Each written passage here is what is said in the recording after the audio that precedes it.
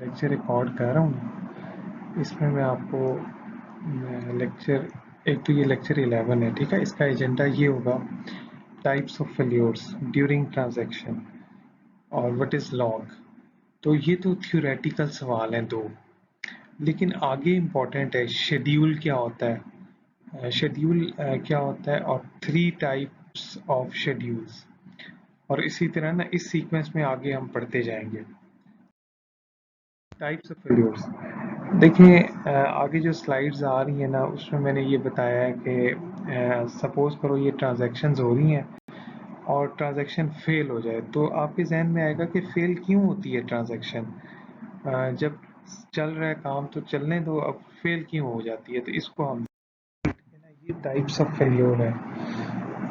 और इस स्लाइड पे मैंने सिर्फ नाम लिख दिए हैं, लेकिन इसको ना वन बाय वन करके हम डिस्कस करेंगे। लेकिन आप लोग ये मैं पावर पॉइंट की स्लाइड्स भी अपलोड करूँगा, तो ताकि अगर एग्ज़ाम में ये सवाल आता है तो आपको पता हो कि टाइप्स ऑफ फेल्योर्स क्या क्या है।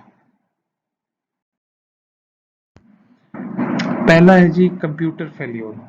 अच्छा, फेल्योर के बहुत सारे ना फैक्टर्स हैं। पहला कंप्यूटर फेल्योर, आपको पता है कभी ट्रांजैक्शन हो रही हो तो सॉफ्टवेयर में कोई मसला आ जाए या हार्डवेयर क्रैश कर जाए या आपकी मेन मेमोरी में कोई मसला आ जाए, तो ये ट्रांजैक्शन इसलिए भी फेल हो जाती है कि ये कंप्यूटर फेलियर हो सकता है। तो ये दूसरा एरर है। देखें, दूसरा एरर जो है ना उसमें बहुत सारे फैक्टर्स हैं, 3 इस यहाँ पे लिस्ट डाउन हुए हैं। पहला ये है कि आपकी ट्रांजैक्शन में कोई ऐसा ऑपरेशन था जिसमें डिवीजन बाय ज़ीरो हो रहा था। तो डिवीजन बाय ज़ीरो तो इस तरह का इन्फिनिटी हो जाता है अगर मैथमेटिकल पॉइंट ऑफ व्यू से देखा जाए, तो ये जो कि पॉसिबल नहीं है। तो इस वजह से एरर आ सकता है, ट्रांजैक्शन फेलियर हो सकती है। दूसरा ट्रांजैक्शन फेलियर हो सकती है कोई ये ट्रांजैक्शन में कोई ऐसा पैरामीटर कोई अपडेट कमांड में या कोई इंसर्ट की कमांड में कोई ऐसा पैरामीटर चला गया, उस वजह से प्रॉब्लम आ सकता है। तीसरा ये है कि यूज़र जो है वो खुद इंटरप्ट करते ट्रांजैक्शन। एटीएम मशीन्स पे अगर आप ट्रांजैक्शन कर रहे हो ना और अगर आप कैंसिल का भी बटन होता है कीबोर्ड के ऊपर वहाँ पर, तो वो आप करें तो यूज़र खुद से भी इंटरप्ट करता है, तो इस वजह से भी ट्रांजैक्शन फेलियर हो सकती है। फिर ये है लॉजिकल एरर। लॉजिकल एरर में देखो वो यही कह रहा है कि अगर आपने ट्रांजैक्शन हो रही है और आपने ना बैंक में जाके ये किया कि आपने ट्रांजैक्शन की है जी, मालिक मकान को आपने किराया देना है 30,000 और आपके बैंक में अकाउंट में पड़े हैं 10,000, तो वो ट्रांजैक्शन तो अबॉर्ट ही हो जाएगी। तो ये भी कि लॉजिकल एरर हो सकता है। ये तीसरा हो गया। देखो अब तक हमने पढ़े हैं कंप्यूटर फेल्योर, फिर है और ये तीसरा है लॉजिकल एरर। ये एक ऐसा एरर है कंकरेंसी कंट्रोल एनफोर्समेंट। अच्छा, ये ना बेसिकली कंकरेंसी कंट्रोल्स ये कुछ प्रोटोकॉल्स होते हैं जो कि इंश्योर करते हैं कि अगर राइट ऑपरेशन हो रहा है तो रीड हो सकता है, और अगर रीड ऑपरेशन हो रहा है तो दूसरी ट्रांजैक्शन रीड कर सकती है लेकिन राइट नहीं कर सकती। तो इस तरह के ऑपरेशंस को मेंटेन करने के लिए ना कुछ प्रोटोकॉल्स होते हैं। अब जी आपने कोई ऐसी ट्रांजैक्शन कर दी है कि दोनों जो हैं वो एक ही वक्त में अकाउंट से डिडक्ट कर रहे हैं या अपडेट कर रहे हैं, तो वहाँ पर ये एरर आ सकता है। तो ये ट्रांजैक्शन फेल हो सकती है, अबॉर्ट इस वजह से भी हो सकती है। अच्छा, फिर है जी डिस्क फेल्योर। अब आप देखें ये जितनी भी ट्रांजैक्शन हैं ये डेटाबेस जो है ना हार्ड डिस्क पे पड़ी है। तो डिस्क में अगर कोई मसला आ गया, बैड सेक्टर्स आ गए हैं, तो ये है कि कुछ डिस्क ब्लॉक्स में से डाटा जो है लूज हुआ है और क्रैश कर गया। तो ये प्रॉब्लम, फिजिकल प्रॉब्लम एंड कैटास्ट्रॉफीज। तो आप मुझे बताएं, ये भी तो प्रॉब्लम, कोई अल्लाह ना करे कोई ज़लज़ला आ गया तो फिर भी तो प्रॉब्लम हो सकता है ना। तो ये तो प्रॉब्लम्स ना एंडलेस लिस्ट ऑफ प्रॉब्लम्स हैं, और इसकी वजह से डिस्क भी तबाह हो सकती है और कुछ भी इसमें हो सकता है। मसलन आपका कंप्यूटर ठंडे कमरे में था, एयर कंडीशनिंग थी, लेकिन वो फेल हो गई, चोरी हो गया, आग लग गई, कुछ भी हो सकता है। ये तो एंडलेस प्रॉब्लम्स है ना। इसको तो आप छोड़ दें कि ये फिजिकल प्रॉब्लम्स या कैटेस्ट्रॉफीज जो हैं, इस वजह से भी ट्रांजैक्शन फेल हो सकता है।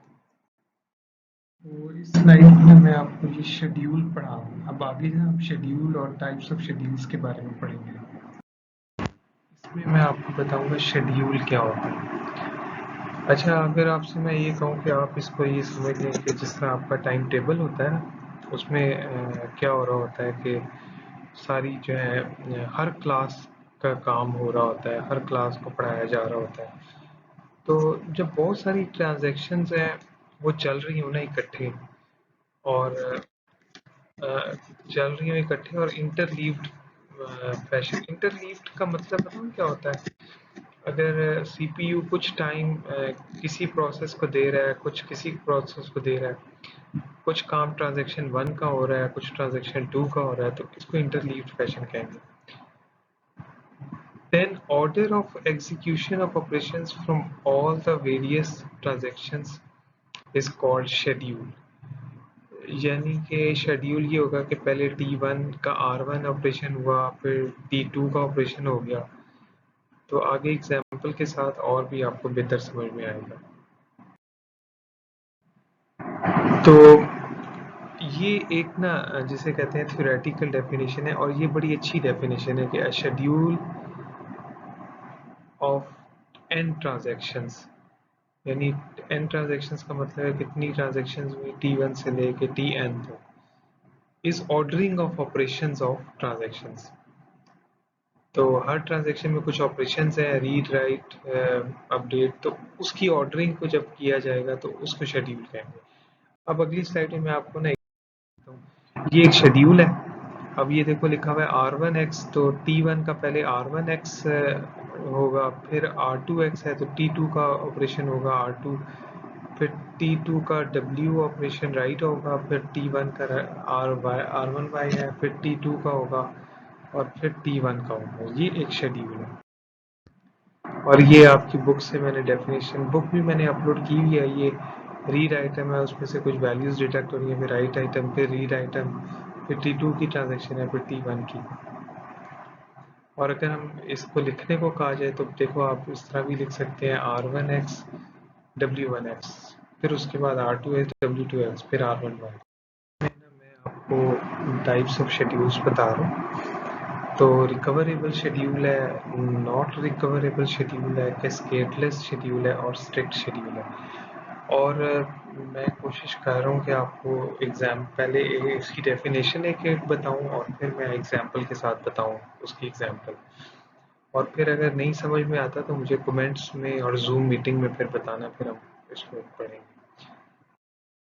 रिकवरेबल शेड्यूल, अगर डेफिनेशन पढ़ लें, a schedule is recoverable if each transaction commits only after all transactions from which it has read has committed।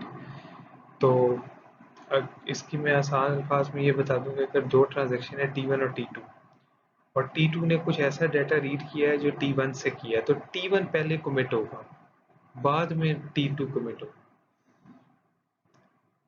तो ये इंग्लिश में से देखिए, ये शेड्यूल है जी, ये रिकवरेबल शेड्यूल है। अब देखो T2 जो है ना, स्टार्ट से करते हैं, T1 ने रीड किया X को, फिर T1 ने राइट किया। अब T2 रीड कर रहा है, अच्छा, फिर T2 ने रीड किया X को, तो इसने डाटा आइटम जो X रीड किया है T2 ने, वो T1 से किया है ना, तो T1 पहले कमिट होगा, जैसे कि मैंने ये सर्कल में दिखाया है, और ये T2 बाद में कमिट होगा, तो ये रिकवरेबल शेड्यूल है।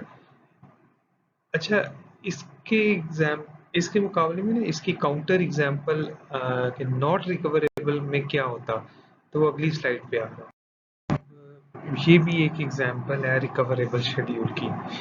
देखो इसमें T1 जो है ना, वो स्टार्ट हुआ, उसने एक डाटा आइटम था A, उसकी वैल्यू है 5000, फिर उसने 1000 सब्ट्रैक्ट किया, फिर A को जब उसने राइट किया तो A की वैल्यू है 4000। अब T2 रीड कर रहा है A को, और A में इस वक्त ना 4000 था, तो फिर वो आगे चलाता है उसको, फिर राइट कर रहा है। अब समझने वाली बात बताऊं क्या है? समझने वाली बात यह है कि ये रिकवरेबल क्यों है। रिकवरेबल इसलिए है कि जब T2 ने रीड किया है T1 से, तो T1 पहले कमिट हुआ है और T2 बाद में कमिट हुआ है। ये बिल्कुल सही है, रिकवरेबल शेड्यूल है। अब देखो, अगर T1 को किसी वजह से फेल्योर आ जाता है, जैसे कि ये ना T1 के कॉलम में देखें, उसमें फेल्योर लिखा है, तो बस ठीक है, वो रोल बैक होता है, तो T1 भी रोल बैक हो जाता है, T2 भी रोल बैक हो जाता है। जब तक ट्रांजैक्शन कमिट नहीं होती ना, तो वो रोल बैक हो जाती है। तो ये रिकवरेबल शेड्यूल है। हम पढ़ेंगे नॉट रिकवरेबल शेड्यूल। ये टाइप है नॉट रिकवरेबल शेड्यूल। अब इसमें मसला क्या हो रहा है? मसला ये हो रहा है कि देखो, T2 रीड कर रहा है T1 से डाटा आइटम X, लेकिन T2 पहले कमिट कर गया है। तो हो सकता है कि T1 अबॉर्ट हो जाए, तो ये तो T1 फिर सारा रोल बैक हो जाएगा। तो फिर इसको कैसे रिकवर करेंगे? इसके मुकाबले में पिछले, आपने पीछे देखा था, रिकवरेबल में ये होता है कि पहले T1 कमिट होता है, बाद में T2 कमिट होता है। लेकिन इसमें क्या हुआ है कि पहले T2 कमिट हो गया, हालांकि ये डाटा आइटम रीड कर रहा है X फ्रॉम T1, और T1 को अबॉर्ट होना पड़ा है और वो रोल बैक हो गया। तो ये जो कमिट है ना T2 का, ये जो C मैंने लगाया है, ये तब होना चाहिए था कमिट इसको जब T1 कमिट हो जाता, तो वो रिकवरेबल केस था, और ये नॉट रिकवरेबल केस है। अब ना, इसमें मैं आपको एग्जांपल दे रहा हूँ नॉट रिकवरेबल शेड्यूल की। ये एक सेकंड एग्जांपल आप देखें। अब देखिए, T1 ट्रांजैक्शन है, उसने डाटा आइटम रीड किया, ए की वैल्यू 5000 थी, फिर ए में से 1000 माइनस किया, 4000 हो गई, फिर उसने राइट कर दिया, तो ए की वैल्यू 4000 है। अब T2 ने रीड किया, रीड ए 4000 को रीड किया, फिर ए की वैल्यू ए प्लस 500 है, तो 4500 हुई, और राइट किया उसने, और फिर ए की वैल्यू 4500 हुई। अब बताऊं क्या, T2 ने कमिट कर दिया।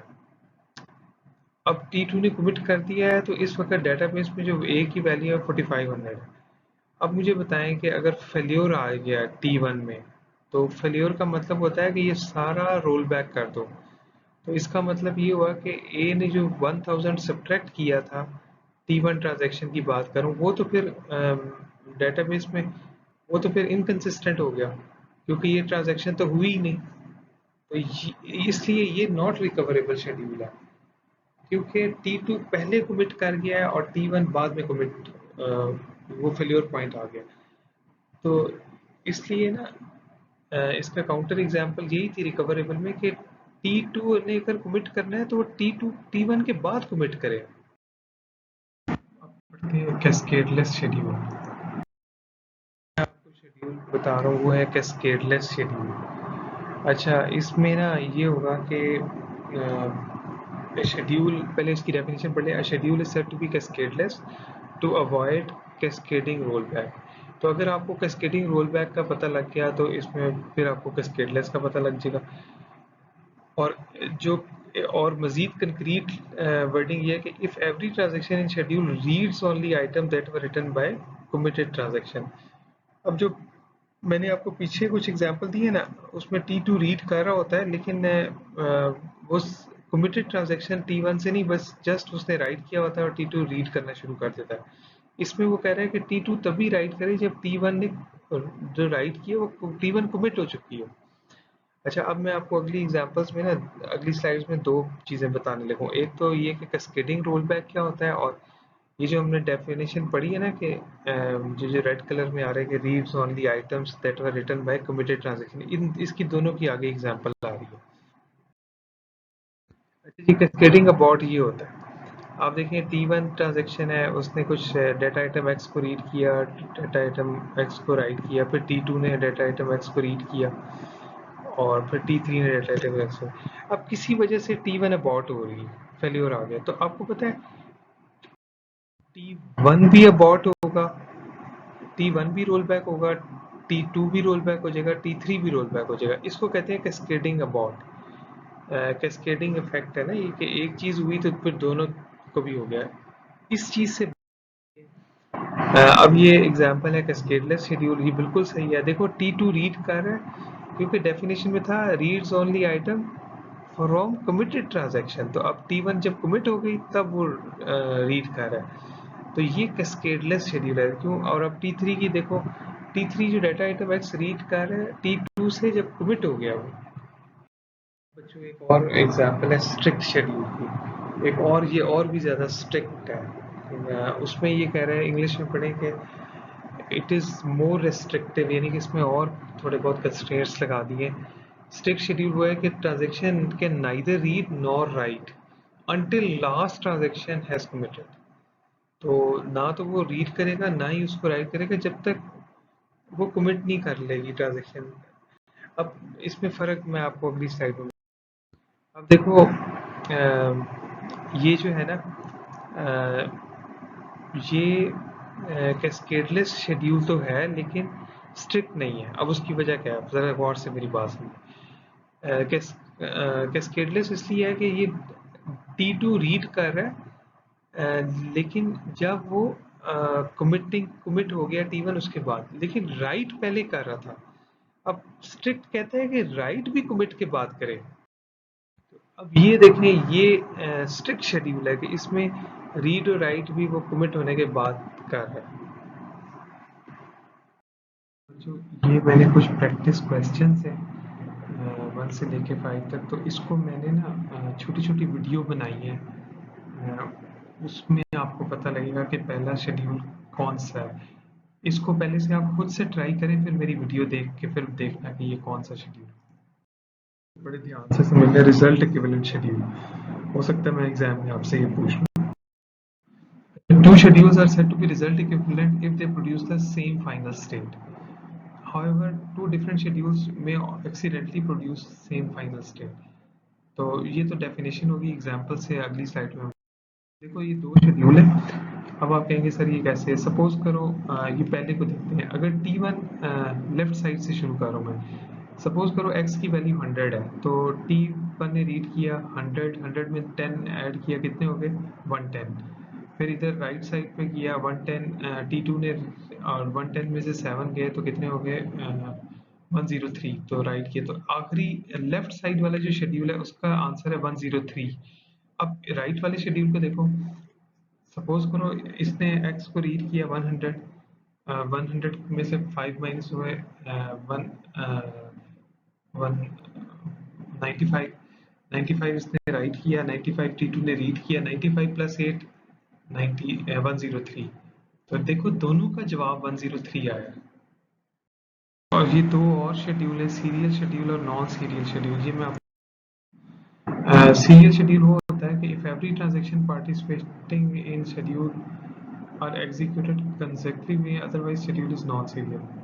ये तो इंग्लिश में लिखा हुआ है ना, मतलब ये है कि आप मुझे बताएं कि अगर आप ना कुर्सियों पे बैठे हुए हैं और इस तरह से बैठे हैं कि पहली 4 कुर्सियों पे एक बैठे, 4 बैठे हैं, फिर उस रो के बाद अगले 4 पे और लोग बैठे हैं, तो ये एक तरह से सीरियल शेड्यूल हो जाएगा। 2 कॉलम्स होंगे, तो पहले कॉलम में जी 4 बच्चे बैठे हैं, फिर दूसरे कॉलम में 4 बच्चे बैठे हैं, लेकिन वो जो दूसरा कॉलम में 4 बच्चे जो शुरू हुए हैं ना, वो जो पहला कॉलम में जो चौथा बच्चा बैठा था उसके बाद शुरू हुआ है, तो ये सीरियल शेड्यूल होगा। एग्जाम्पल से आगे आपको मैं दिखाया। अब देखो ये सीरियल शेड्यूल है कि पहले सारी T1 एग्जीक्यूट हो गई, फिर T2 ने शुरू किया। आप मुझे बताएं, कोई भी ऑपरेशन जो है ना इंटरलीव्ड नहीं है। इसी तरह शेड्यूल बी भी सीरियल शेड्यूल है, क्योंकि पहले T2 सारी हो गई है फिर T1 हुआ। तो number of possible serial schedules, ये ना जिस तरह एक फार्मूला होता है फैक्टोरियल का, 2 फैक्टोरियल या 3 फैक्टोरियल, तो अगर जितनी ट्रांजैक्शंस होंगी ना उतने सीरियल शेड्यूल होंगे। मसलन अगर ट्रांजैक्शन है 3, तो सीरियल शेड्यूल होंगे 3 का फैक्टोरियल, यानी कि 6 शेड्यूल्स होंगे। अब सपोज करो ये ट्रांजैक्शन है T1 T2 T3, अब इसके सीरियल शेड्यूल अगली स्लाइड पे आपको मिल जाएंगे। तो ये सीरियल शेड्यूल्स हैं। पहला हुआ, इसमें मैंने सिर्फ 3 शो किए हैं, आप लोग ज़रा 3 एक्स्ट्रा और भी शो करें। देखो पहले T1 हुआ, फिर T2 हुआ, फिर T3 हुआ, फिर सेकंड वाले में T3 पहले हुआ, T2 हुआ, T1 हुआ, फिर इसमें T2 पहले हुआ, फिर T1 और फिर T3, और भी 3 और भी बनेंगे। वो आप लोग बनाएं, कोशिश करें कि इस तरीके से हो कि वो 3 शेड्यूल भी बनाएं।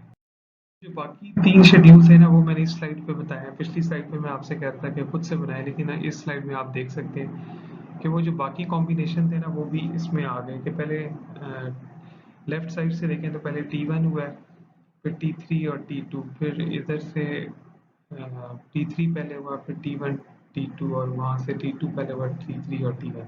तो ये सारी एग्जांपल्स हैं सीरियल शेड्यूल्स की। इसमें बच्चों अब मैं आपको ना लॉग के बारे में बताऊंगा आगे। ये थोड़ा सा मैंने आपसे कहा था ना, मैं लॉग के बारे में डिस्कस करूंगा, उसको ज़रा देखते हैं कि लॉग कैसी होती है। कुछ स्लाइड्स हैं लॉग के बारे में। तो लॉग जो होते हैं ना, हर डेटाबेस एक लॉग मेंटेन करता है। लॉग में होता ये है कि जो भी आपने काम किया होता है कि एक यूज़र ने कौन सी क्यूरी लगाई थी, वो सारी लॉग में होती है। उसकी वजह ये होती है कि अगर डेटाबेस क्रैश हो जाए तो उसको हम रिकवर कर सकें। और सिस्टम मेंटेन करता है लॉग को। लॉग एक सीक्वेंशियल फाइल होती है, और ये डिस्क के ऊपर पड़ी होती है। अच्छा, ऐसा नहीं होता कि आपको पता है कुछ ऐसी फाइल्स होती हैं जो एक दफ़ा अगर आपने जावा का प्रोग्राम लिखा हो ना, तो वो अब पहले वाला मटेरियल खत्म हो जाता है, फिर दूसरा, ये अपेंड अपेंड ओनली होती है कि एक पढ़ा हुआ है, एक लाइन है, तो फिर दूसरी होगी।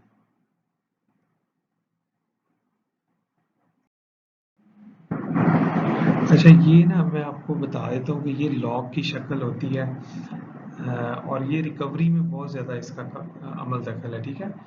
तो मसलन कैसे हुआ जी, ट्रांजैक्शन स्टार्ट हुई तो लिखा हुआ आता है स्टार्ट ट्रांजैक्शन, और टी आता है कि कौन सी ट्रांजैक्शन है, T1 है, T2 है।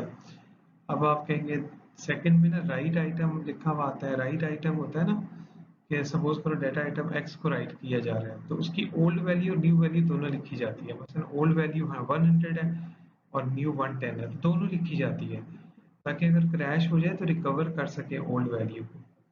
फिर तीसरा है जी रीड आइटम। उसमें कह रहा है कि डाटा आइटम रीड की ट्रांजेक्शन की कौन सी आइटम रीड हुई है। फिर आ जाए कमिट।